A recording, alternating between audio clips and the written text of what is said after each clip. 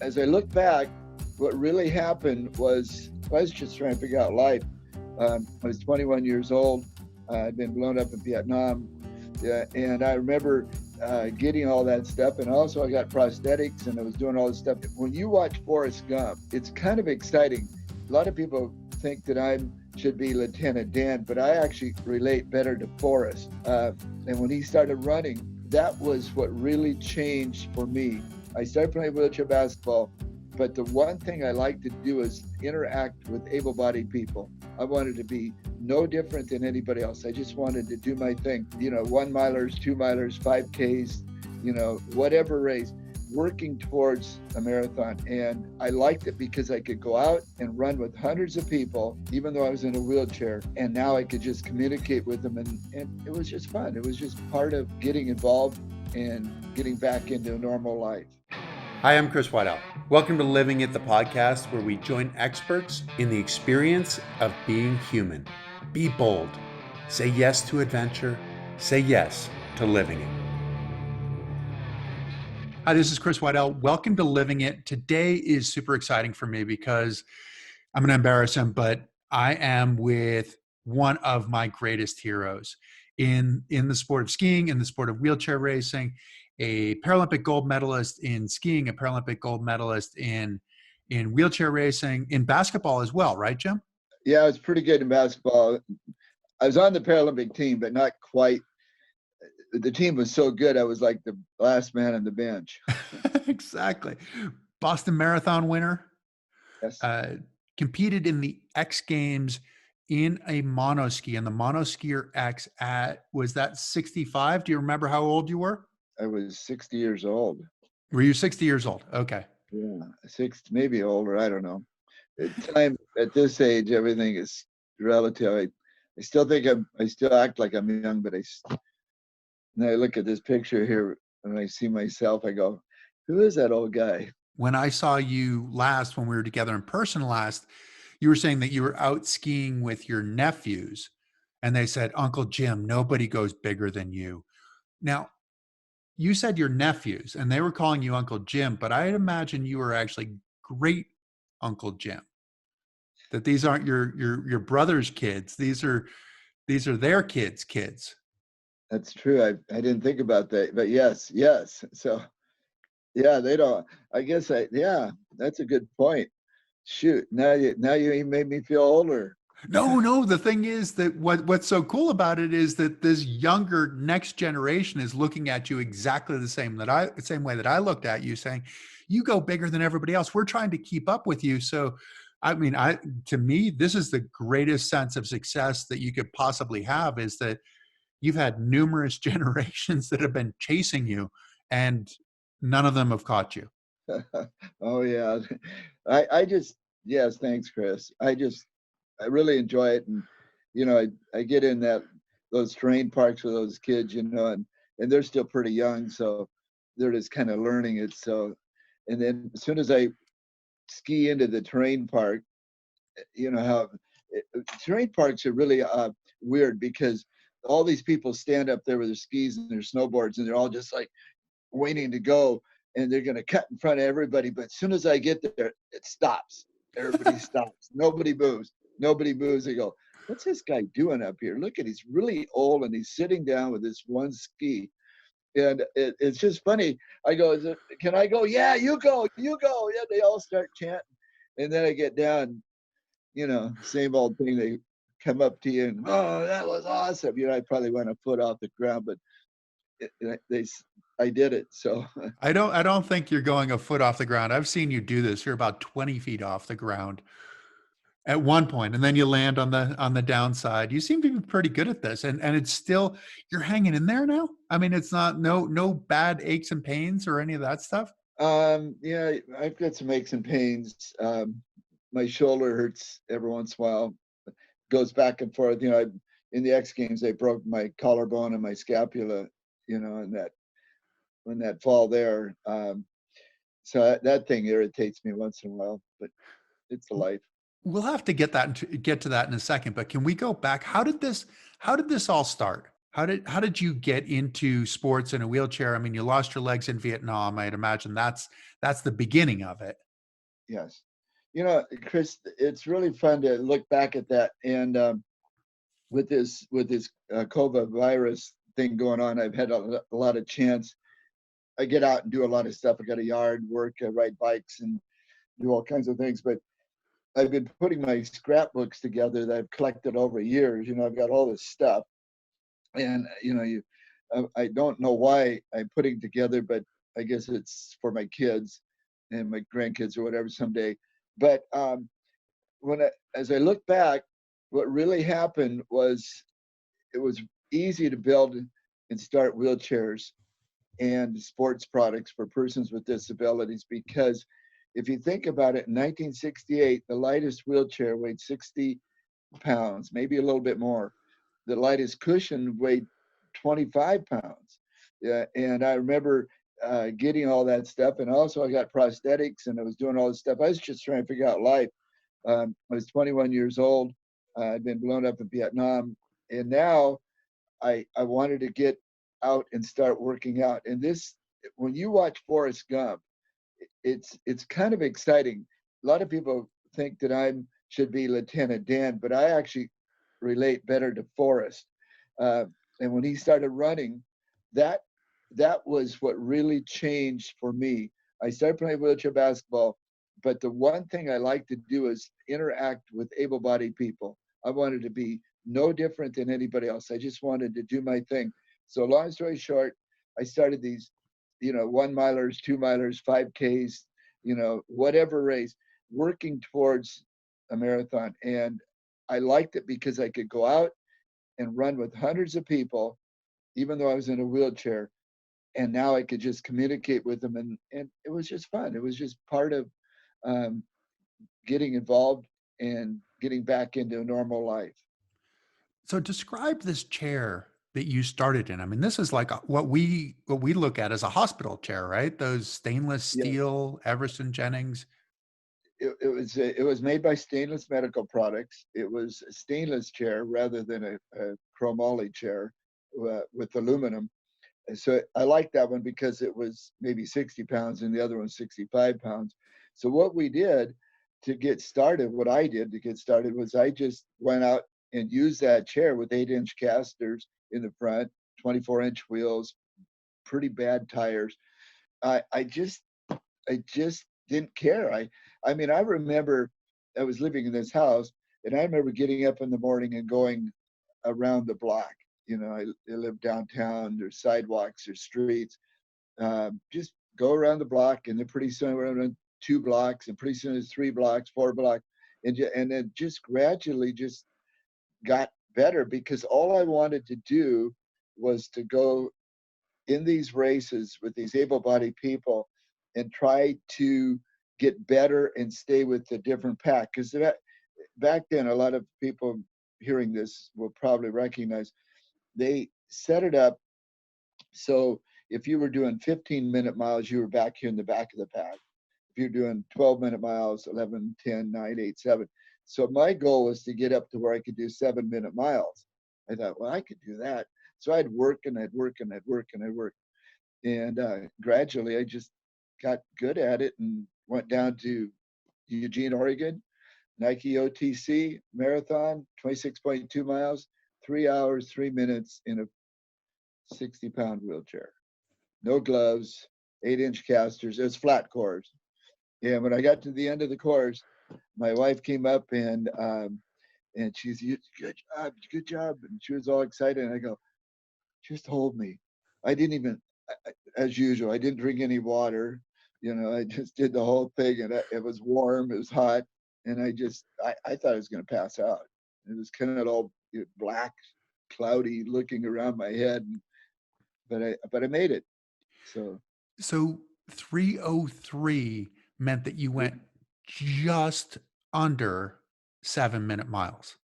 yeah, I I think it was know. like 6.99 or something like that, which is like an 8.6 mile an hour average. Yes, yep. It was incredible.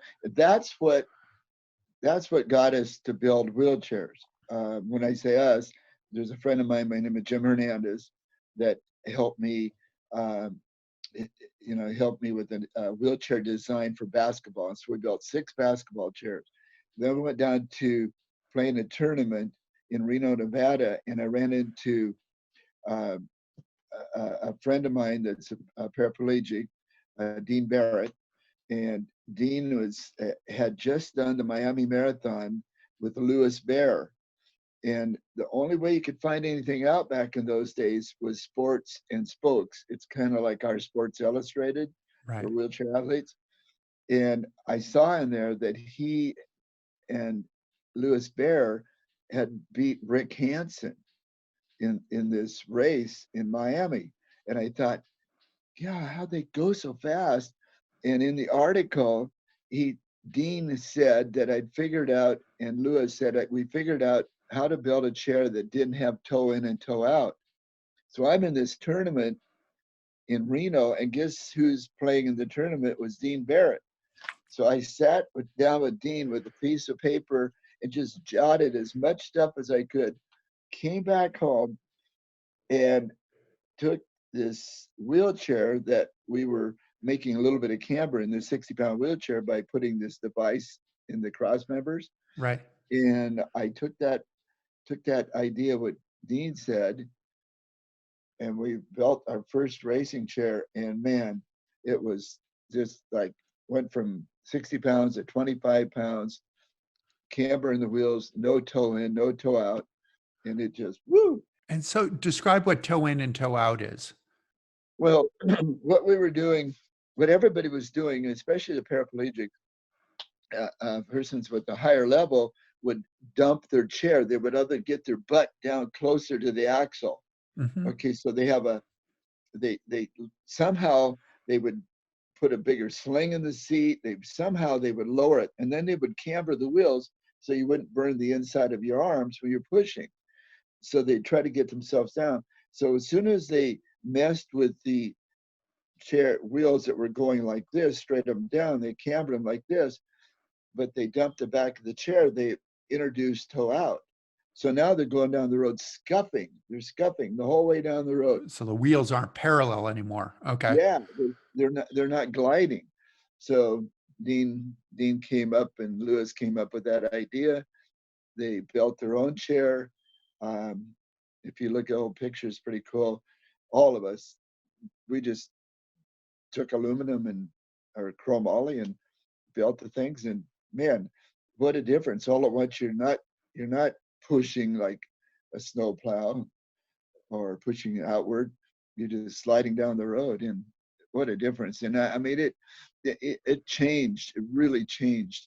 Other than when I really learned how to push with harness gloves, that that was the biggest change, because we were using no gloves or handball gloves with tape on them, and then when I got that chair, I'm going, wow, this is great. Then we started messing with the gloves. That changed a lot. So this sounds like a way that all the technology was working, that you're, this guy, Dean, has an idea and you say, oh, okay, let's see if I can do this. And maybe I can improve on his idea. And then somebody else says, well, we'll take these push rims, the thing that you grab onto to make your wheel go, Right. and put on a smaller one. And that it was actually even, I think you guys were using like children's push rims Yep. on your adult wheels. So it was kind of like going from being in first gear to being in fifth gear kind of thing on your bike. Yeah. And then you have to also remember that we were also being, other than road racing, we were being told what to do with the rules that were coming out of Stoke Manville in England. There was rules you couldn't have. You had to have a footrest. Yeah, everybody had to have footrest. You couldn't remove the footrest. You couldn't have smaller than 22-inch hand rims. So you had to have push handles in the back of your chair. They wouldn't let you cut those off. So they were trying to keep everybody in Everson Jennings' chair. But what changed was road racing. Now, once there was no rules. the rules were being tossed out. I mean, there was a few rules. Because those guys couldn't regulate it, or why were they tossed out? Well, because we were running in just regular road races. We were running in Seattle Marathon or a Puyallup 5K or the Fun Run or this and that. So they didn't care what we were pushing in. Boston had some rules when we got back to Boston. But you had said something earlier. A lot of the credit goes to people like Jerry Smith, who was building top end chairs at that time with George Murray's help. You had Bobby Hall. You have Dean Barrett and Lewis Bear. Have there's other people that were doing it. So it was just good timing because people all across the United States were doing it. Florida, Boston, California, Washington State. And so we're all putting these products together. So people are doing this all over the country. And then you kind of look in Sports and Spokes and go, oh, okay. So you're trying to figure out from like a photo or something like that, or an article, like, what's this guy doing? How can I? And because, but it seemed like it was a community. I mean, it was a responsibility of you guys to figure out how to make it go fast. It looks like, just looking at this on Facebook, there is a history of wheelchair racing. And just to look at some of these old photos, it looks like a ton of fun. I mean, it looks like everybody was having a great time. And you get, it's the 70s. So you get people with long hair, and you got the headbands, and you got people who are showing up and racing in their jeans, and some people, and then you get other people who are, but it looks really fun. And then you get people who are saying, oh, okay, well, if we tweak this and if we tweak that, if we tweak the size of the casters, the front wheels in front, maybe you can roll a little bit faster. And what was what was that feeling? I mean, that's what I'm getting out of it. I mean, it almost looks like watching it, I'm like, somebody needs to do a movie about this, like the history of this thing. It looks just so cool. Where did you borrow your ideas from? Where did you get your ideas from? Uh, I I've always been as a kid growing up. We didn't have a lot of stuff, so we would grab some wood and we would put roller skates in the bottom of wood. And we'd figure out a way to take this thing downhill. And I don't know. I've always tinkered with stuff. And it was just easy. I mean, I just knew what you said is so true. The stuff we had was terrible. We even wore. Finally, somebody would tell you, "Hey, quit wearing jeans. You lose a half a pound of weight if you get rid of the jeans," or maybe take off those combat boots and wear some sneakers or something. So, I mean, I remember even saying that to people. I go, "Why do you have all that stuff on, man? You're not aerodynamic." Well, what's aerodynamic? But so we build these products. But the bottom line was we were all super competitive. I mean, trust me, we were really, really, really competitive. I didn't care if I was pushing in a shopping cart. Which is what a lot of this looked like back in the day, that you guys were pushing in shot with handles on the back, with leather backing on your wheelchair seat, with with these casters. The front casters are the same width, if not more, than the than the back wheels. So it's like this truck that you're trying to push. And what you just said was that a lot of people would put a bigger sling in their seat because they'd push in a folding chair. We didn't have rigid chairs. So they put a bigger sling in the seat so that they get down deeper in the chair. So you're kind of, all of us were sneaking around trying to figure out a way to break the rules. Like when I built my first chair, if you looked at it, I know I have a picture on here somewhere, but I welded 2 little foot plates on the front because you couldn't use that chair without the foot plates. And before every single race, they would come up with a yardstick. And that yardstick had the height from the butt, from the seat rail to the ground, and from the back. They let us get rid of the push handles, but you still had to have the back height at a certain height. So this yardstick had this, and they'd come up, and right before the race, they'd stick it. You're nervous anyway. And they come out, "Oh, it looks like you're about 1/4 of an inch off." And here you are trying to do this race, and some guy's standing there with a yardstick, and it was really, really difficult and to make things happen. But yeah, when you get to the line, I mean, you were competitive. I don't care what the person was pushing, whatever. I really wanted to win every race, and that's just my nature. Um, what I liked about wheelchair racing was, it was me. It was how hard I trained and how hard I work at the sport to make it work. And how hard did you train? I train really hard. I look at it now. It just makes it easier at 73 to keep training because that's just my nature. Uh, I actually really like the training.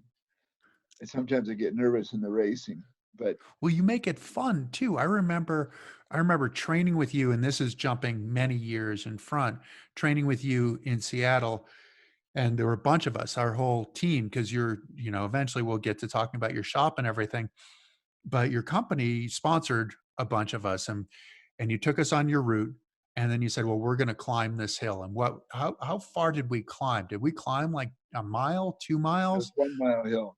1 mile hill. So we climbed all the way up. And the reason why we climbed all the way up, well, I mean, obviously there was a bit of competition as we were climbing up, but we climbed up so that we could turn around and try to go 50 miles an hour going down the hill. It was that steep a hill. Absolutely. And the only person that ever went 50 was Jeff Morrell. I'm not, and if people can hold me to this when they watch this, it is almost impossible to go 50 plus in a wheelchair. I don't, there's a point where I know what it's called, but it's all aerodynamics and stuff. But man, I mean, I've done lots of 47s and 46 and 45. I just cannot get that 50-mile-an-hour mark. I mean, we're talking about not pedaling. I mean, we're gliding in a wheelchair. Right, because you can't accelerate it anymore. What was it like? I mean, because you're talking about some of the safety issues. What was it like trying to get into road races when you first started doing it? When you showed up with this 65-pound chair? Oh no, you were in the lighter one, the 60-pound chair. At first, I wish I still had some of these, but at first, they wouldn't even let wheelchairs in the race.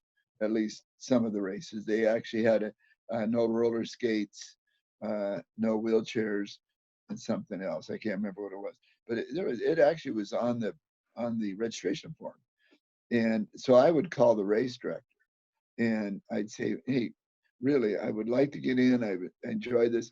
And I was starting to get some notoriety around here because, I was doing a difference. So you were getting articles in paper. And I did a big March of Dimes thing where we did a bunch of miles and a big article in the paper. And that article talked about me wanting to be involved in road racing and running with other people. I call it running because I don't know what else to call it. So, make a long story short, Club Northwest was the big running place. And I mean, I was getting really good at this point. I was getting to the point where I could start in the front of the runners, right with the runners, and win the race.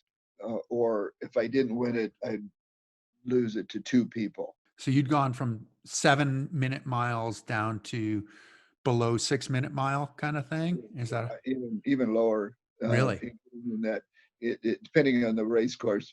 Um, I did the race from Seward Park to Madison Park, and I won it. And they had no prize for the first person in a wheelchair, but they had a prize for the winner, and the winner got a free trip to Honolulu, Hawaii, to do the marathon. And we were doing the marathon at that point in Hawaii too, uh, and they wouldn't give it to me. And I go, and rather than fighting or make a big deal, I said, well, why don't you put a wheelchair division together next year, and we'll get some wheelchairs and come back. So I was always fighting, but getting back to Club Northwest, Bill Rowe, and bless his heart, he could not stand wheelchairs. He was really good friends with the New York Marathon. Oh, with Fred LeBeau. Fred LeBeau, thank you. Fred LeBeau. Him and Fred were like really tight. Fred was older, but Bill, he fought me in these races, and he was ahead of that race, in charge of that race from Madison Park, or from Seward Park to Madison Park, and so I tried to work with him, and it gradually was better and better. In 1981, he was the announcer at the Boston Marathon in the tower, in that big tower at the Prudential Center. And guess who came in first in the wheelchair and first overall? It's Jim Martinson. And Bill and Bill is up there, and he's going, oh yeah, and we have our own Washington State, Puyallup, Washington, Jim Martin. Now he's like, whoa, look at this. He's all excited.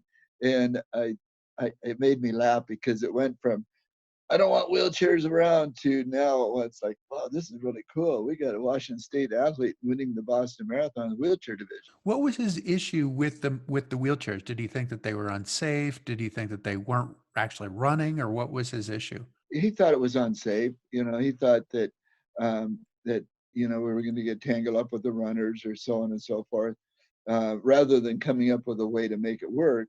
There's always a way to make it work. Just setting, if there's enough wheelchairs, you start them a minute or two ahead of the runners. You don't have to start them 10 minutes. And as the runners pass the slower ones, everybody just feeds in, and it's not even a problem. But it was brand new. Everything was brand new. Everything we would do in the wheelchair division was brand new. And I started racing in 1976, 77. So that's a long time. I raced for 22 years, 21 years. Did you really? Wow. Thousands of miles, exactly. Well, you had brought up a point where we were training on Flaming Geyser Road. That was the road we would go out. And that was in 1996, because I was still training to make the Paralympic team in Atlanta, Georgia.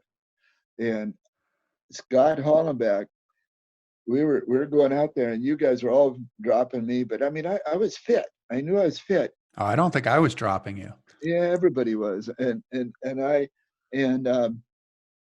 Jeff Meralt and Scott and you and Chad Guzman and Don Dowling, and we were all there. And doggone it, Scott stopped, and he said, Jim, he says, you got the harness glove, but you're still trying to use the old push. And I remember this specifically. We went from where we stopped to the turning round point, and so we all talked, and we took off, and I changed my stroke from getting too much. It's all different push now, but I was gripping a little bit too much in the thumb area. Right, between the thumb and index finger, right. Yeah, rather than just letting the back of my hand just do the work. I went from like getting dropped to dropping everybody. It was that quick. It was, so I knew I was fit. It was that, it was that technique that Olaf, guy from Sweden, I can't pronounce his name. He was the one that brought that over, and John Brewer, and the backhand. Exactly. So the push is really like a friction thing. You don't actually, if you grab the wheel, you're slowing the wheel down in order to accelerate it. But this is almost like a tangential punch, where you basically punch into the ring and rubber on the back of your hand and rubber on the push ring. So the friction creates that connection, and so you can accelerate the ring. And so this is what you ended up doing. And that was the harness club. Now they're even more techy. They're actually building little things that I never got to that level. That changed after I quit. But yeah, where it's a plastic molded glove, and you actually do put that same rubber on the outside of it, but your glove doesn't deteriorate the way that those leather and rubber ones were, where you had to break them in, and then you get them just right, and you hope that they stay just right for a little while, and then they start to break down, and you have to break in another pair. But going back to, so you won Boston in 1981, right? 1981. And then the next year, you were the defending champion. And that's where, that was the year of the crash, wasn't it? So That was another year later because you know, everything you did, you had to pay your own money. right, to get Obviously, I there. was building and starting a wheelchair company, so you know, and then I also had 3 children and a great wife, and you know, everything. So you had to balance everything, and it was always a balancing act for me. But yeah, it was not that year; it was the year after. I because 80 I was second, 81 I won it, and 82 I didn't go, and 83 I think it was 83 when that crash was happening. And That you was were pretty. right there, right? So it was Kanab who went over first, and you were right behind him, weren't you? Yeah, and I just watched him. I'm going, oh man, this is not going to end up really good. And I mean, he was just. I'm just sitting there because you know he was supposed because he had won it the year before. Okay, Jim Kanab. Okay. Yeah, and I'm going, wow, what's going on here?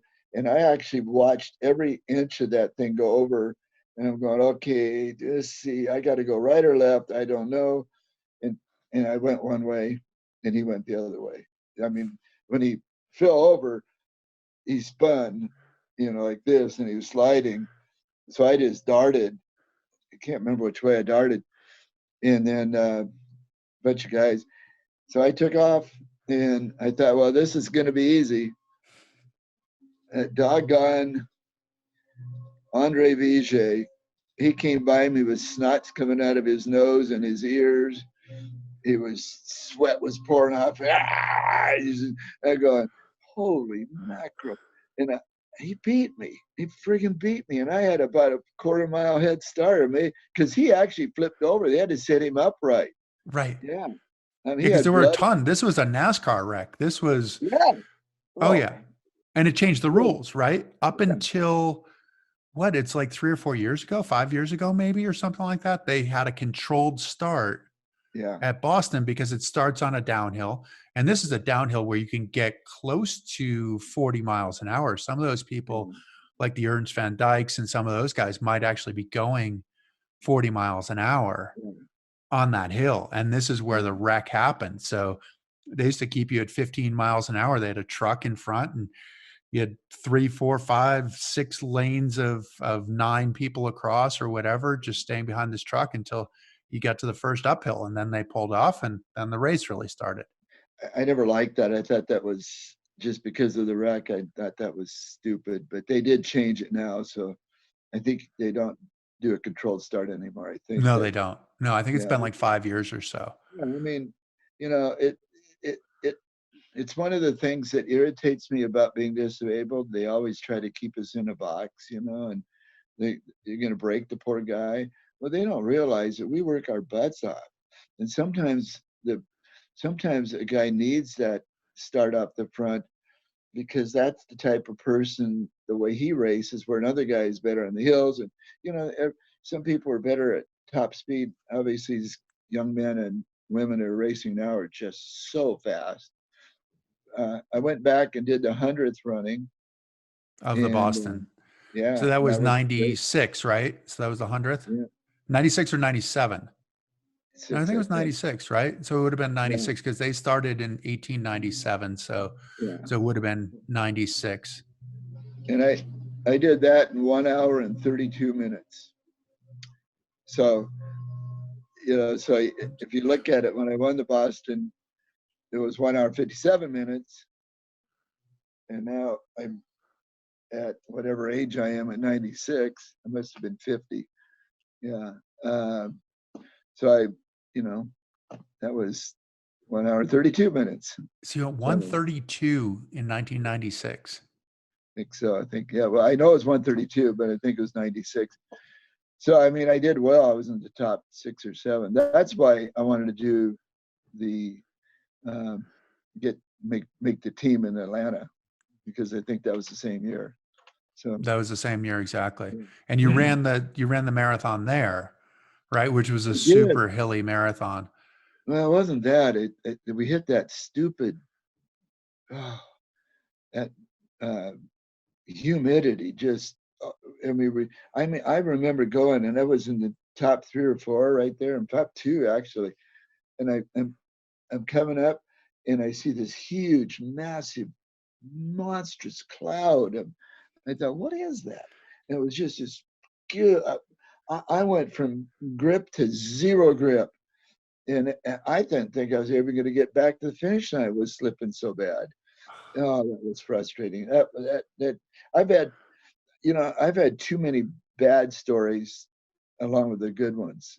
So I don't know why I keep doing it. I guess it's my stupid never give up attitude.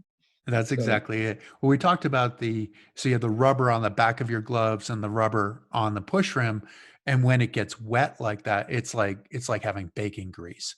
I mean, you go to push and you put effort into it and your hand just slides right off. And then on the push ring, you've taken a tire, a tubular tire, so a regular bike tire that has a tube inside of it. So it's what we call a sew up. So it's all one, and you cut that apart and you glue that onto the push ring, and that thing is like a saw when you go and hit it with your arms, because you go and slip with your hand, and then your elbow goes and gets right into, and then you've got all these stripes on the inside of your elbow, and it's the worst and most frustrating thing. So you went from being in the top two to just barely making it to the finish, unfortunately.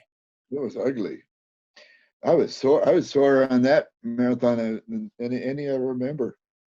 And it wasn't because the turnaround must have been the halfway mark. Right. That's what I'm thinking. Yeah, but yeah, it's the sport. The sport to me is it's hard to explain. It's it's a great sport. It's only you and a piece of light equipment, and I don't know. It's an incredible sport. I can't even describe it. As much as I've liked every other sport I've ever been involved with, it's just hard to beat wheelchair road racing. So is wheelchair road racing your favorite versus skiing? Yeah, I love skiing. I mean, I love skiing because I can do it at 73, at 80, or I can do it at 100 if I just won't know what mountain I'm on. So, uh, but it's a different sport. Ski racing, you were good at because you would memorize the course, and I'd I'd get bored and I'd take off and I couldn't remember where to turn. And if I made the turns, I could win the race. The trouble is sometimes I go too fast, and then there's the gate over there.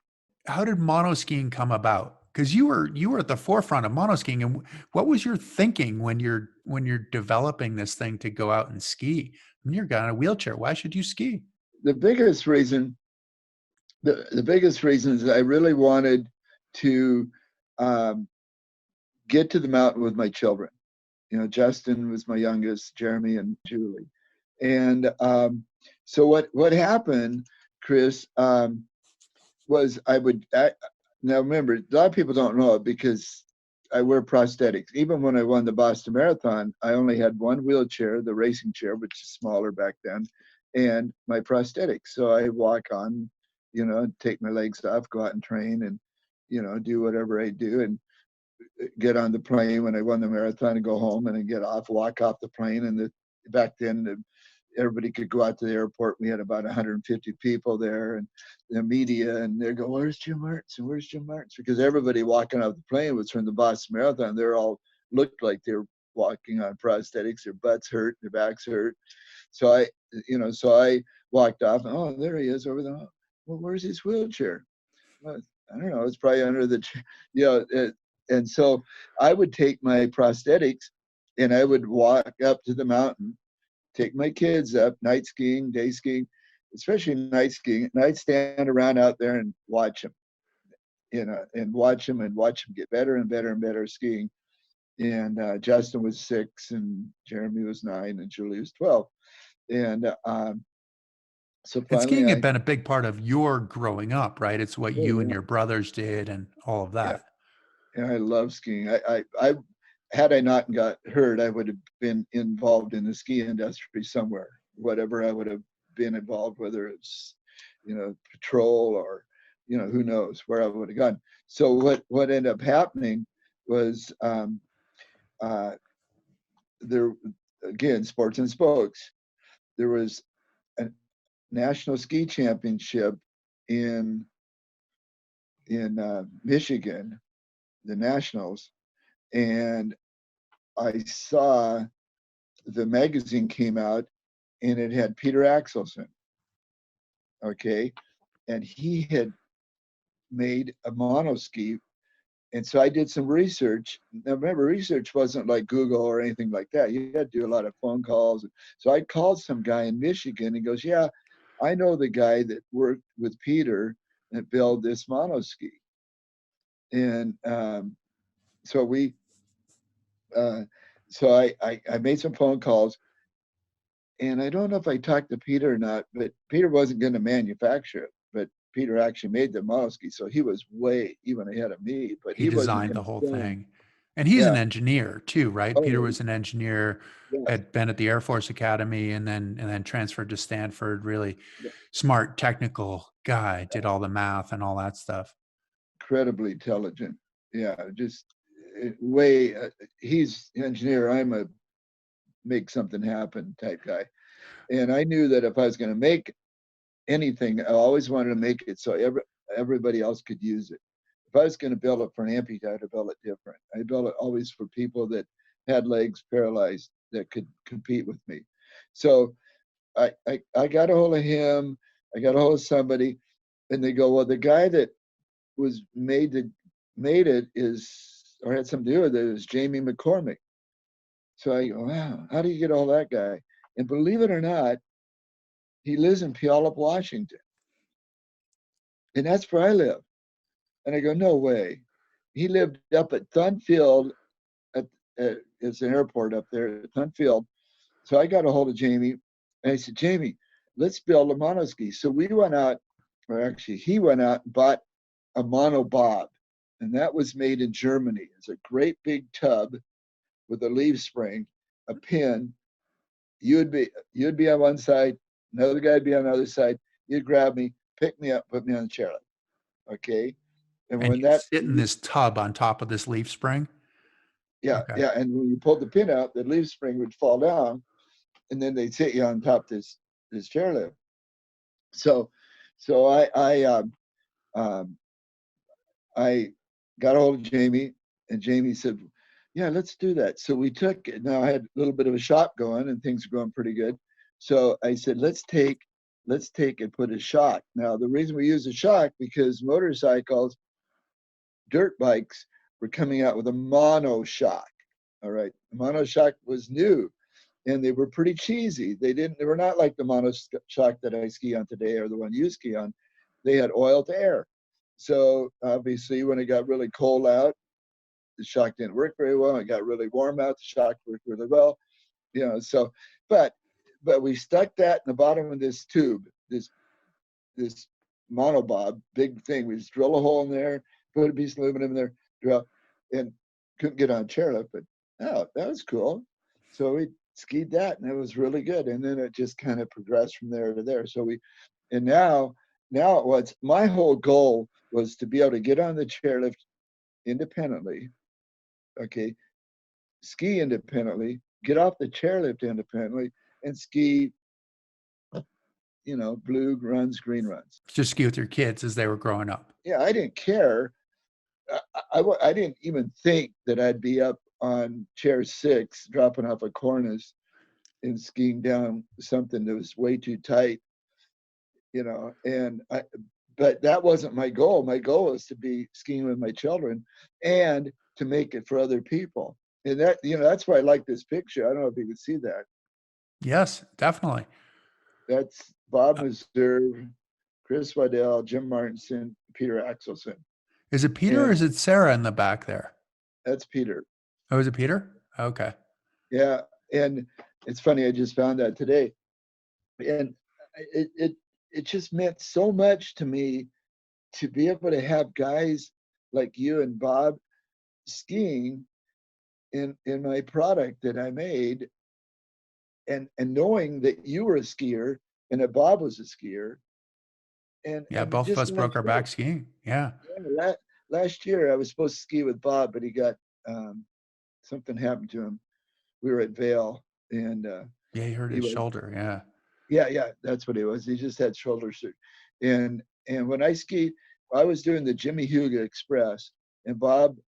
I called Bob and I said he had already had my mono ski and he skied for on. I said I want to meet you at Vail, and Jimmy Huga Express runs. You get on the chair, you go up as fast as you can. It was for raising money for MS, and you go up and down. And so I got a hold of Bob, and Bob said, "Follow me."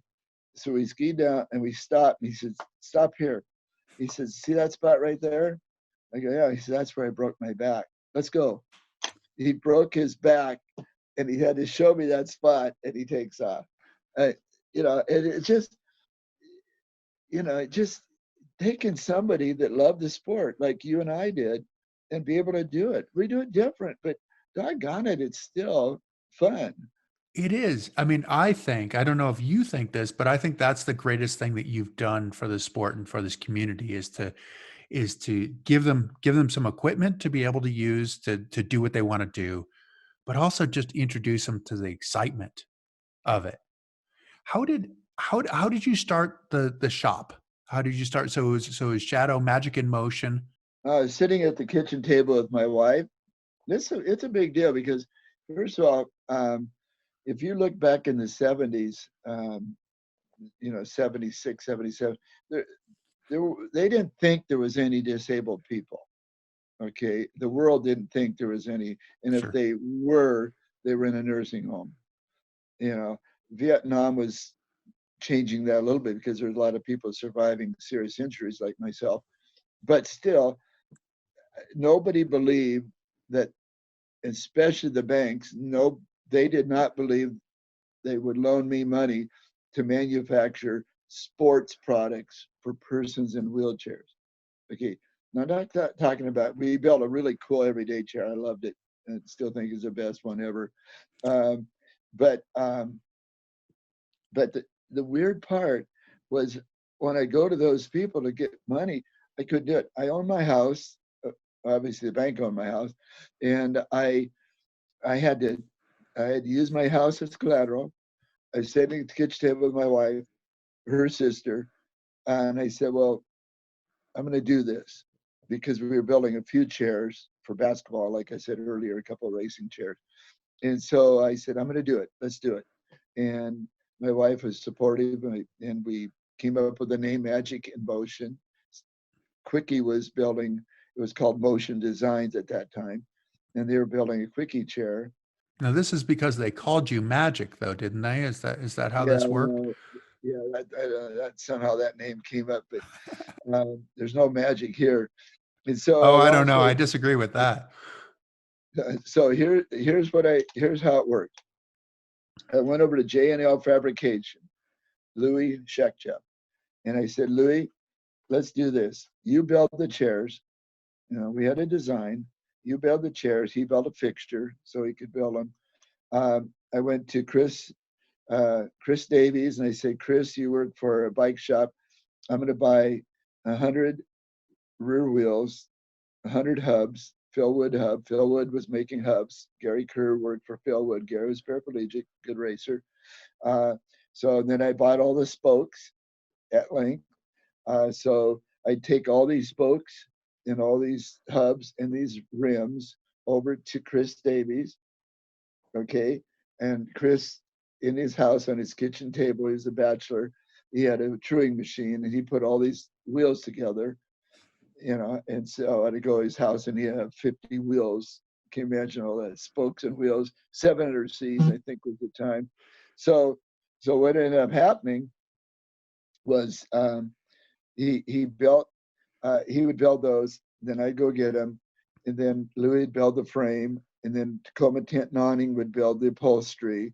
And so I went to all these places and picked all these things up, brought them to my house. I had a garage, 2-car garage, and a shop in the back where I assemble everything, and I'd be assembling them. In the morning, I'd get up and call East Coast, and then as I graduated because you remember I had to get up at 5 to call somebody at your place at 3, or well, the East Coast in Boston or wherever. So I called those people, and then I called Midwest, and then I call. So as the day goes on, I'd run out in the shop and I'd put more stuff together, build product. At nighttime, I would box all these things up, put them in boxes. And whenever anybody would buy a chair from me, we didn't have the internet. So when people would buy a chair from me, they would have to pay 50% down, $500 for a racing chair, $1,000 for a racing chair, or $1,100, $500 down. And UPS would pick up the box in my garage. They'd pick that box up. They would take it with COD on delivery. And so, Chris Waddell, you'd get your chair. You had to pay $500 to UPS. They collected my money. So you had already paid me $500. So, I mean, so you can imagine it was just me. And then gradually we just started getting bigger and bigger. So then we moved to a little shop, and then I hired an employee. Then we hired another employee, and then it just grew to be successful. So. And part of what made you, what put you in demand was winning the Boston Marathon, right? In that chair that you built. Yes, that and that going to basketball tournaments, people saw the basketball chair, the everyday chair, and you know, I done a lot of stuff in Washington, Oregon, California. You know, I'd go to the Abilities Expo, which was huge. I mean, that, you know, I'd go there, and we did some stuff that was so different in the wheelchair or the everyday chair.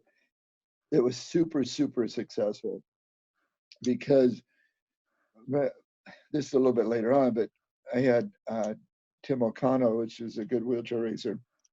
A lot of my guys that worked in the shop were in wheelchairs, and probably pretty much the majority of them at first. And so Tim was a T4 paraplegic, 6'3", and we didn't have CAD. We were CAD computer. The computer things were just starting to get out. So we took Tim and we designed the chair around him. So we gave him a somewhat of a dump in the chair, or squeeze, or whatever so the angle of the chair was not flat, it was tilted. Right. So the back is lower we, than the front. yeah. Yeah. So you're balanced a little bit against your legs, and Yeah, you're not falling over on your nose. exactly. Yes. And these are rigid chairs with quick release hubs and 24-inch wheels. And or 26-inch, but 24 was the big one still at that point. And so we took that chair, but we also made sure that they weren't going to. The advantage was that Quickie, a lot of people at Sunrise Medical at Quickie, it was actually Quickie at that time, they, paraplegics or quadriplegics they were really putting their chair and they were tilting it back like this, which opened the back up, you know. Mm-hmm. And so now once they're putting so much weight on their ischials, they were getting QBI or sores in their tailbone or whatever. So what we did is we dumped the chair, but we made a rigid chair. We kept the back at 90 degrees or plus or minus just a little bit, so they weren't tilted way back like that. And then we also pulled their feet in. We pulled their feet in. Now this sounds corny because you're sitting in a 90-degree chair probably, Sure. or 85 or something. We pull it back to 66 or 72 degrees. Up to that point, the furthest back was 60 degrees. So we pull it back to 72 degrees. And the world, we went to the Abilities Expo. Either the therapists hated us and thought we were stupid and crazy, or they were the progressive ones. They go, "This is the coolest thing in the world." I go, "Yeah, you know why? You can go in the door of an airplane and you can turn around. Yeah. You can turn around inside there. Not down the aisle, but you could turn around." That was huge. That Shorter was like, wheelbase. Yeah. Because it used to be that your footrests were so wide and your feet were way out in front of you. And so now what you're doing, you're bringing your feet so much closer to your body. So it's a shorter radius. And I mean, just amazing. And when did you start narrowing the front? Were you guys progressive in that too? Yeah, that came a little bit later. It was so fun to watch this thing progress. ours, we did I'm going to say, so you can follow here, we're going to do the hip width was 16, we'll say. Then we had a 2-inch difference between the hip width and where the frame would bend and go down. So it was 16 here, it was 14 there. Okay. And So then we that's did where your quads are effectively, or like closer to where your knees are. more of your knees, Right. right there. So then you go down, and then that was called a single taper.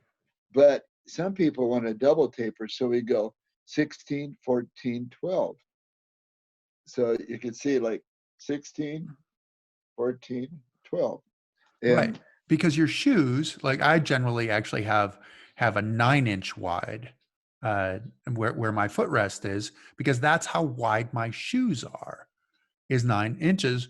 that was the outside edge. That was the edge outside. So Right. you're a little bit different. But now we were Right. using chromoly tubing, which is 3/4 of an inch, like that. So Mhm. it was just, it was so fun. And everything. And then just going to the racing chair, they finally let us use 3 wheels, but they wouldn't let us have a very long wheelchair. So you had to try to get, I wish I could remember the dimensions, but yeah, this trying to take these guys like yourself that are really long and tall and have long legs and try to put them in and have the wheel not to be sticking out. Now you can put the wheel way out in front of you, but back then we had to have the wheel behind it, behind the frame. Exactly. So it still looked like a wheelchair. I mean, that was kind of those were the confines, weren't it? Wasn't it? I mean, it's like you have to have 4 wheels because a wheelchair has 4 wheels by definition. Yeah. And and yeah, you can't get too much longer. Why can you have a wheelchair that's longer? It's like, well, because we're actually just going straight on this one. It's designed to go straight. So was the 3-wheeled wheelchair sort of that progression where it gets into the modern chair that we see right now? I would have to say so, because I know Bobby was making one, Bobby Hall and myself. I'm sure Top End was doing something. I, the big thing that you really need is to know the dimensions. What was the ramification? What was too narrow? And I don't have that, or too short. I think the reason Jim Kanab tipped over in that race is because the rules were kept keeping us from having long wheelchairs. Hmm. I don't like. Remember, I said earlier that Stoke Manville had all those rules that was coming out of England. We didn't have any rules in wheelchair racing, but sooner and later somebody set some rules, and they stopped. That's why you couldn't have a 3-wheeler, and then when you did have a 3-wheeler, you couldn't have a long one. And hopefully, somebody will hear this and give us the answer. But there were some dimensions we had to stay within. Okay. So And so Stoke Mandeville, just to back up a little bit, was where the Stoke Mandeville Games started back in 1948. So it was after a 12-year hiatus from 36 to 48 for World War II. The Olympics hadn't competed from Berlin until London, and Stoke Mandeville is in Aylesbury in the UK, about an hour from London, and became the Paralympics. And Paralympics literally is parallel to the Olympics. So it started the same day that the Olympics started. And at that point, 80% of paraplegics weren't living longer than 3 years. And this guy, Sir Ludwig Gutmann, who was a neurologist, thought that part of it is you got to get them out of bed, you got to get them moving. And obviously there were, antibiotics and penicillin and various things like that that probably were helpful as well. But this is where the Paralympics started, and that's why they are the people who are determining some of the rules that are moving forward. And one of the rules, there was a big rule, you were talking about how short the chairs had to be, but when they got longer, you ended up adding steering to the wheelchair. So like track steering, was that one of the big ones? yeah, I appreciate your history on that, because that's something I know. And they wouldn't let amputees compete until 70 um, 78 or 79, when we were at Holland. Miss, yeah, so they actually let us compete, but we didn't get to compete with paraplegics. We had to a little bit. It was really a mess. Um, the paraplegics wanted to race us as bad as we wanted to race them. We had, Yes, he was fastest, right? yeah, yeah. And so uh, the steering, I tried to use steering on my chair. I put little knobs up the side so I could reach down and sit it. They made us actually hold on to the forks when we were steering at first. So when you go downhill and they get the shopping cart shimmy, you can put your hands on each side of the fork. That's how I lost his finger. No, I not really, but It's that'd a be good story. a good story. I could actually use that. So, yeah, the steering came quite a bit later. It was steering was on chairs before but I think once again I don't have that information. Oh, that's okay. And really more appropriate on the track, right? Because on the track, you go straight for 100 meters and then you turn for 100 meters and then you go straight for 100 meters and you turn. And the track steering on a wheelchair, what you do, you have a little triangle basically that is attached to the front wheel, and you hit that triangle on the inside, and you've set up with wing nuts. Effectively, you've set up the arc that you want that turn, that tire to go through, that wheel to go through. And so you hit it on the inside and it turns your wheel that predetermined amount, and then you come off the turn and you hit it on the opposite side and it straightens the wheel back out. So that's basically, you have what you call your track stops, where you're in the turn and where you're out of the turn. But early on, you guys had to hip your chair so you'd push and then kind of flop your body around to try to get those front wheels pointing there to get them to turn. It was, yeah, and that's where I wished I could tell you what the date was that they allowed that, because for quite some time, again, back then we weren't using gloves. We were using either handball gloves with tape or no gloves at all. Randy Snow, I don't think he ever used gloves. Um, so so somewhere along the line they allowed that to happen, but for a long time it was, you just got to work your way around that corner. You do it with your And body, or kind of like the rowboat kind of thing, where yeah, you sort of push a little bit harder with the outside wheel and try to go around the turn. it was fun when they finally did what you described on that track steering. It was unreal. Also on the road, it was really fun too, because if you look at a normal road, it's got a crown. And Hmm. so you could, typically you're going to be on the right hand side of the road, especially training. Um, so the road's crowned, so you could have your track stop set just a little bit, so when you're on the crown of the road, you're not drifting off to the right and have to push right hand more than left. Or So fall off the road. yeah, Yeah. Now so you competed in what was, I think, the first demonstration event, right? The first in 1984 in LA. They had a yeah, 1500 for the men and an 800 for the women, a demonstration event, right? yeah. You could not bring that up, and it wouldn't hurt my feelings. But it had to be one of the coolest events because, I mean, you're talking about getting into road racing because you wanted to be integrated, because you wanted to go fast, you wanted to train hard, go fast, run with these runners, eventually beat the runners. Mhm. But this was effectively getting into the Olympics. This was Yeah. the top of the mountain. And what did it feel like to be in, because in some ways, I mean, I remember reading a story about you where skiing was a big part of your life and where you went up to Crystal Mountain because Jean-Claude Keely, who was one of your heroes who had won 3 gold medals won all 3 races back in 1968, and then was racing at Crystal Mountain. And from what I'd read, you ended up leaving because you felt like everybody was staring at this guy in a wheelchair, but suddenly then you earned your way into the Olympics. What was that moment like? Did that feel like you'd arrived, or how did that work? Well, yes and no. It's a bittersweet story because, uh, we had to qualify in Nassau County, New York, and I qualified. There was 8.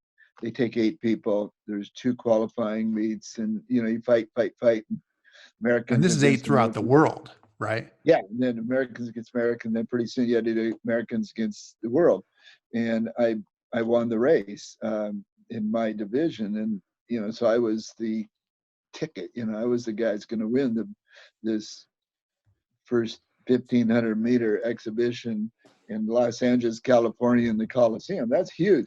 So, and I trained between that and then I trained really, really hard.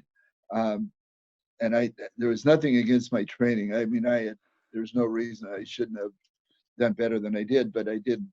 So when I got there, it was the most exciting thing in the world. We were staying in the village.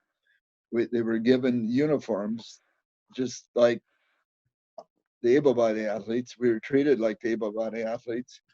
We go to the mess hall, and they had all this great food, and I mean, I'd go to the track, and Mary Decker, I remember her the most because she'd always run the opposite way on the track. I have no clue why she did that, but we were all going the normal way, and she comes and going, "What the world's that woman doing?" Well, it's Mary Decker, She was good and enough; she could do whatever she wanted to. Zola Bud, and that whole group. So right before the race, we do some training, and I had a mishap where my left corner of my frame snapped. Oh no! And oh God! And I'm just like, I was devastated. I was scared to death. I didn't know what to do because here I'm in LA, and I had already done an up close and personal with Frank Gifford, and that was really cool. That's got to be. I mean, he did everything, right? I mean, he was a football player, but he commented on the skiing. He was like the man. He was everything. Yeah. So I did that, and got to know Howard Cosell a little bit, and I love that guy. And he and my frame broke, and they already done this thing. So now they got this all figured out before the race. You're going to show this thing about Jim Martinson getting a bet. So my frame broke, and Howard Cosell let me use his chauffeur or driver and his limousine to go to a welding shop to get my wheelchair fixed, which is, thank goodness for that. So I got there, but we talked about toe in and toe out earlier. There was no way to really know what this guy was doing, and I was trying to explain to him. So he just welded it up. Now whether or not that hurt me in the race, I just felt like I was always pushing in cement the whole race. But I'll talk about that in a minute. So when I went out onto the track, and it was probably the most emotional moment of my entire wheelchair racing, even more than Boston. I went out there, and we were in the Coliseum, and all these people were chanting USA with their little American flag. And that was the first time. Remember, I got hurt in Vietnam. It wasn't real popular to come home to Vietnam and support your colors and be happy and proud that you're an American, because there was a lot of people that believe that we shouldn't have been there. And however you believe, it's fine, but don't mistreat your veterans. And I felt like for once I was really, it was amazing. I mean, it was just chills and back hair standing up. And you were really an American. Ironically, there's a lot of people there because Carl Lewis had just finished breaking the world record in the 100-meter right before we went out. So they were walking off the track as we were coming on the track. And so I got up and gun went off, and Paul Van Winkle took off out of the hole, and I thought, geez, nobody's going with him. So I took off and trying to catch him by the first turn, and I couldn't do it. And pretty soon, Randy and Rick Hansen and all these guys are just passing me. Like I was just, God, what's going on? So I was pushing. Well, obviously I pushed myself right out of the race. I was dead last. And so 1,500 is a metric mile in some ways, right? So it's basically 100 meters, a little bit more short of a mile. but it's the race that they run. So 3.75 laps around the track. Yeah, broke my heart. I mean, I Ugh. was devastated. And everybody wanted to go out and party afterwards because Randy finished second, and Randy Snow, and I go, I got to get out of here, and so I took off, and ironically, I got on the bus with one other guy, and his name was Harander Holyfield, The and fighter. and Okay. yeah, and it wasn't right away, but there's a little time had elapsed, and we were talking, and he was all bummed out, and I was bummed out, and he had finished the fight with the guy from Hungary that he really won the fight, but the judges gave it to the other guy, and the referee in Olympics is one of the judges, I guess, and he was from Hungary. The so the boxer Oh, and so whether that's all true, but I mean that it happened because I was sitting on the bus and I got to know him pretty well, and when I did races in Peachtree, Atlanta, I ran into Holyfield, and he remembered me, and I remember him, and so I may not have won the race, but I made a friend. wow. So Wow. How did it you was pick it up afterwards? I mean, this is so it's like it's this huge buildup to the best moment of your life, to feeling like you're completely embraced by the American people, and you're prepared and you're ready and you're the guy to beat, and then you don't do what you need to do. And how do you go forward from there? What did what you do next? I left the chair in the box for about 2 months. Did you really? Maybe not 2 months, but a long time. And but I love the sport so much, I wanted to do it. So I took it, and we took it back and tried to figure out what happened, and built another chair. And when I went back to Atlanta, Georgia for the Peachtree Road Race, and won it with a 4-minute pace per mile, which was the fastest anybody ever gone at that. at- Nobody had nobody was doing a 4-minute pace for a 10K at that time, So and I that's did exactly 24 minutes. so So 24:48, right, is a 4-minute mile for a yeah, 10K, which is an right, average of 15 miles an hour. So you'd gone yeah, 8.6 miles an hour back in your very first marathon at 3:03, and now you're yeah. going 15 miles an hour, averaging 15. And Peachtree, there's a good downhill, but you definitely have to earn it too. There are some uphills. And you got to be smart going in that park. Holy mackerel! Chicane, and yeah, Exactly. I just yeah, I mean, that felt good. So that was the first For time me, anybody had gone sub 4-minute miles for a 10K. period. Nobody'd Period. ever done it. Yeah, For a mile, yeah. for anything. Okay. No, I think people had done the mile in 4 minutes, and one of them was George Murray, uh, 3:59, or he broke it 4 minutes, 3:58 or 3:59 for a mile. We were doing the mile on the track for a while until they changed the metric. So yeah, but yeah, I hopefully have that story straight. But I do remember George doing that, and I was really proud of him to go that fast for three. I think it was the mile. I don't think it was I think we were actually doing a real true mile at that True point. mile on the track. So Yeah, 4 full laps on the track. yeah, yeah. Wow. Pretty fast. Pretty And so were you fast. back then when you won Peachtree, and when you broke the 4-minute mile or broke, averaged sub four Yeah, minute miles for 10K for 6.2 miles? Were you back? And then yeah. where'd you go from there? I just kept, I kept training, racing. I was doing track. I like track. I go to the VA games, and I was pretty much dominant there. I just, you know, there was a couple of guys that would come out but normally it was more for the comradeship and the friendships of the veterans. Uh, I was racing nationals, Hawaii. I was racing University of Washington. I was doing road races all over, Wheels of Fire up here. We had a big one. we're actually winning money, which was like, whoa, like, and again, when that day that I won that 1984, when I won that race in Peachtree, I I almost missed the ceremony because I was fitting two other people for racing chairs. And you So did this all the time. I mean, you were traveling yeah, around and you had to be one of the greatest ambassadors of the sport.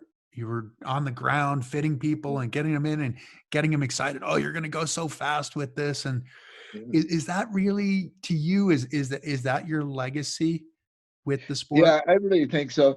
And even when I sold the company to Sunrise Medical, uh, my favorite thing would be go fit people at the tennis matches or fit people at skiing or whatever. It meant what meant a lot to me. Junior nationals, nationals, whatever. I wanted to see people have a good piece of equipment that fit them well. Barry Ewing was doing a great job at it.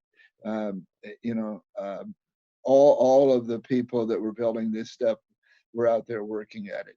And my goal was to get that person in the chair, and then I would love to get on the track with them and teach them how to race, teach them how to push.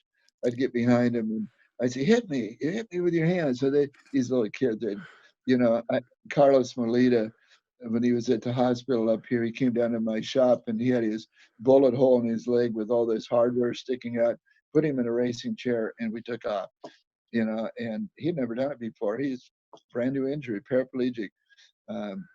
So every story, every wheelchair to me meant a story for somebody to get on with their life. And that's the whole key, to get on with your life, go back to college, um, get a job, uh, do whatever you want to do. Sometimes sports will help you get there. It's not, Oh, it, I agree 100%. Yeah. Is it what's kept you young? I mean, Jim, I don't know how you do it. You said you're 73 years old, but I think you still have the mind and the ambition of like a 15-year-old of like, oh, that looks like fun. Let's go do it. I think that's a good question. I think what keeps me young is when I feel when I feel good and I'm real fortunate and think my health is good, Yeah. and when your health's good and you can exercise, you might as well do it. Um, I, I I don't have a lot of wheelchair guys around here that I work out with, a few, but most of the time they're just regular guys on or regular bikes, and I'm on a hand cycle. So I make it happen. It's just it's fun, and I some of the guys get mad at me because I'm always trying to beat them. But that's I just know exactly how you work. You're always trying to beat them. That's it's always a race, isn't it? me. Yeah. But you're you're So you're not afraid to do things. Do you remember when you called me up and said, "Hey, I want to get into the X Games. Can you get me into the X Games?" I do. I wish you would have said no. I said, that's no problem at all. I'm sure we can make this happen." And so the X Games, the Monoskier X, it's basically like motocross on skis. So you have the horse gates that open, everybody goes out. So you've got your whole shot, which, having been a sprinter, you were pretty good at the whole shot, uh, Yeah. getting out in front of people. But then it had all sorts of whoop-de-doos and bank turns and big jumps and tabletop jumps and all of these things. And so what made you want to do that? What made you want to go and do the X Games at 60 or 65 or whatever it is? I had to be. I must have been 60. Uh, what year was it? Yeah, it had to be. So I think what happened. There's a friend of mine by the name of Jeff Livingston. He's paraplegic, and we ski together. And I really like Jeff. He's a grumpy old guy, but he's younger than me. But I think the world of him. And every year he'd say, you ought to do the X Games. I go, no, I'm not going to do that. This would have been like 5 years before.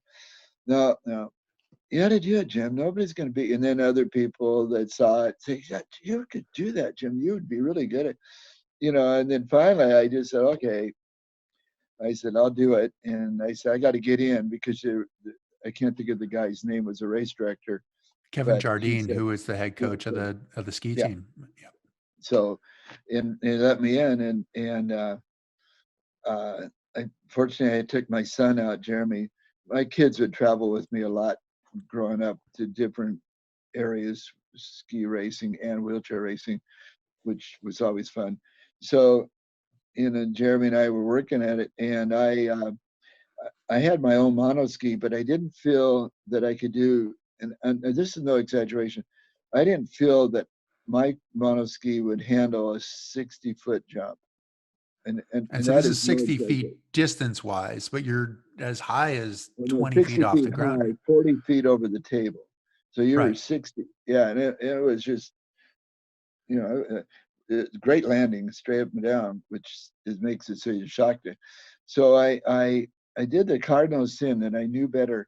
Um, I got a hold of the Hawk ski, and he actually came out and made sure, because I broke it a couple times in practices, you know, and he said nobody could ever break it. But his ski was much better made than mine. I love mine. I still ski on mine, but his was made out of belted aluminum and machine. If anybody's ever seen it, Right. the problem was I skied about an inch and a half taller than I normally ski, but I didn't change my outriggers. So when you do whoop-de-doos, I was always reaching forward on my. I was reaching forward all the time, so I wasn't sitting up straight. You need to get upright going all those whoop-de-doos because it'll send you on your nose. So part of that was kind of my mistake, and I made the course a couple of times, and Jeremy said, Dad, he says, you can't do this over here. The big jump is at the end. You came around a chicane, came out here, and I thought, I can make that. So I tried to, and I jumped in and I augured in and flipped, and let's flip this way, broke this bone here and broke my scapula, which is hard to break. I'd And the imagine it's scapula, painful too. Yeah. it's under your shoulder blade. I should have stayed home.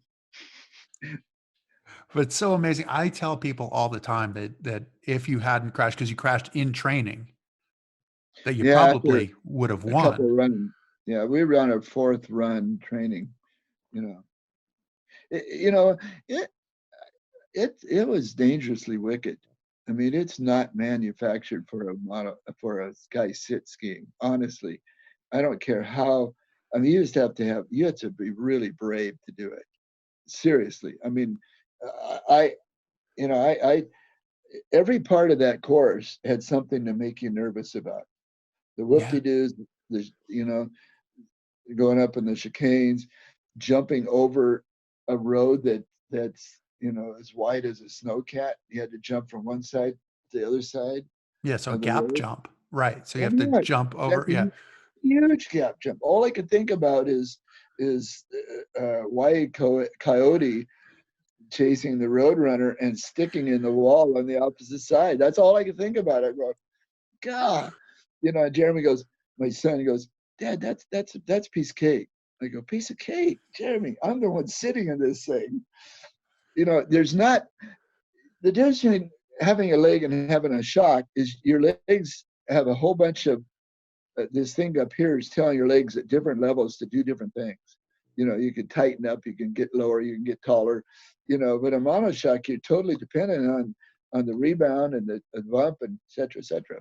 So And on less travel, right? I mean, you have 2-3 inches of travel, something like that.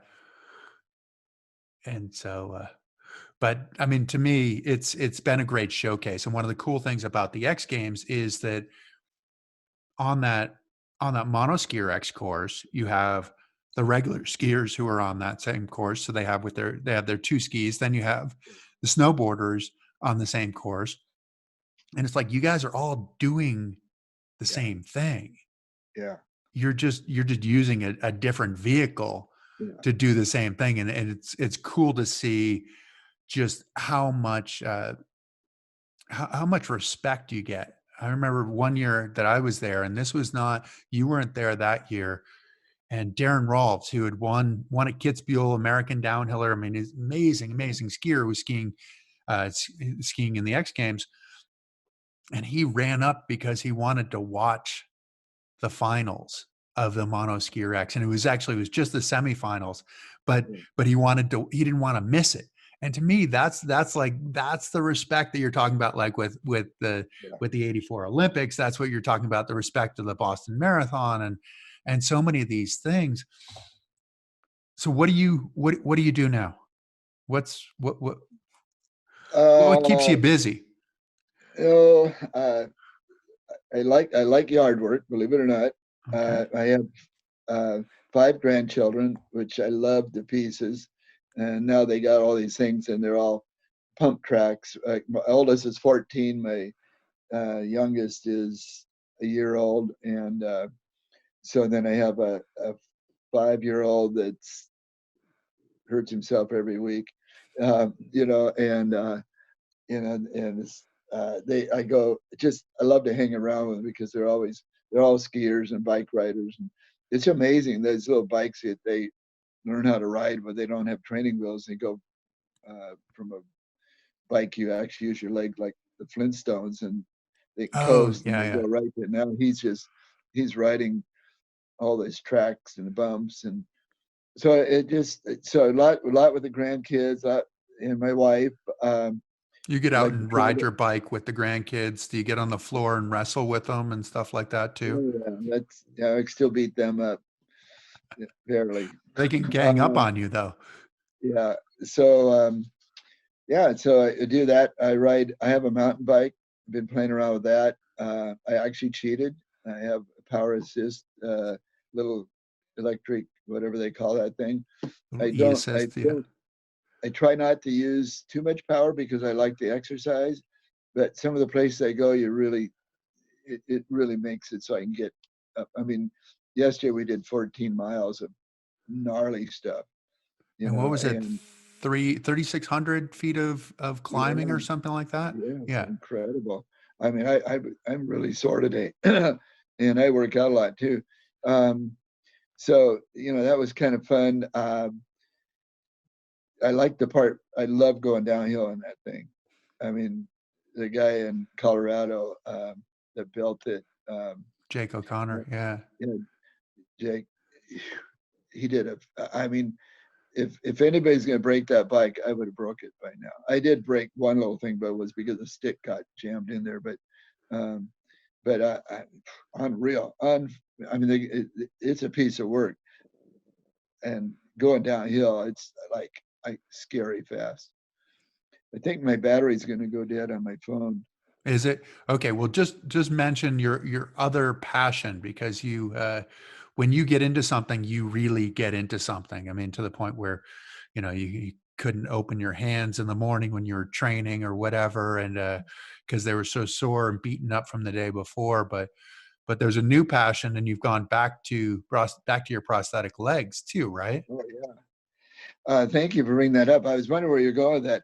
Um, we were so blessed to have video and things you could watch. And about 8 years ago, well, I started golfing in a paragolfer. I started golfing in a solo rider before paragolfer was out, and then well, it was probably out, but I didn't know about it. And then I went to the paragolfer, which I absolutely loved because it stood you up for paraplegics and amputees. Yeah, it stood you Yeah. upright. And then I saw on the internet that Ottobock was making these legs for bilateral above knee. That's me, 2 legs off above the knees. And I was watching these guys, and they were just killing it on their walking ability. And I go, wow, this is phenomenal. So I went back to VA, got fitted for some prosthetics, got the sea leg, and uh, just trying to become a really, really good walker, as good as these young guys that are given these legs. And it's a huge challenge. I love it. There's But I you also had play golf on them, right? I mean, that's yeah, that's part of the reason you're walking on the prosthetics, isn't it? So you can play golf anywhere you want to go. yes, and the golfing helps my walking. So the golfing, the legs help my golfing, but the golfing helps me. But I was as good a golfer in the paragolfer as I am with the legs. It's Okay. just that I didn't have to always put the para golfer in the back of the truck, you know. So yeah, I mean, it's a never-ending challenge for me. I love it. They have those stubby legs that we have that you can unscrew the bottom and I walk around like dwarf golf. I should do that when I putt. That'd probably help. Back to the Tim Conway. Is that it? Yeah. Tim Conway. Is Yeah. that politically not correct? I don't know. Well, he did Well, it. It was. Everything about what I just said: dwarf golf, amputee, standing Was on it his stump. Dwarf or Dorf? Wasn't it Dorf? Wasn't that his name? Yeah, I think it was. Anyway, so I might get thrown in jail. No, I don't think you will. But the message, I mean, it sounds like your message is that you keep finding something you love. And that pushes you to work harder. It pushes you to get better at it, to innovate, to do all of these things, which it seems like your passion from the outside is the thing that's kept you young. I asked that question, but also just competitive and having fun. Yep. Totally. You hit the nail right in the head. You know, family, huge. Family is huge. Having a family, having support, friends like you, so many other people. Yeah, and just don't give up. Period. I mean, I've had more than one reason to quit something, but thank the Lord, I'm still kicking. Well, Still sort of. kicking and still leading. So I want to thank you for joining us today, Jim, on Living It. But I also want to thank you for all of us who have been able to follow in your tracks. I mean, it's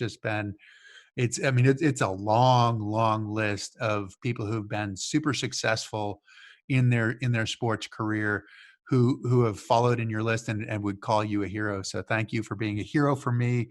Thank you for joining us, and thank you for continuing to inspire people throughout the world every single day. It's a pleasure to call you a friend. Thank you, Jim. Thank you for joining us. Please subscribe to Chris Waddell Living It for more stories on the adaptive community, the Paralympics, artists, athletes, entrepreneurs, experts in the experience of being human. Also follow us on Spotify, Apple, Facebook, and Instagram. I look forward to seeing you next week.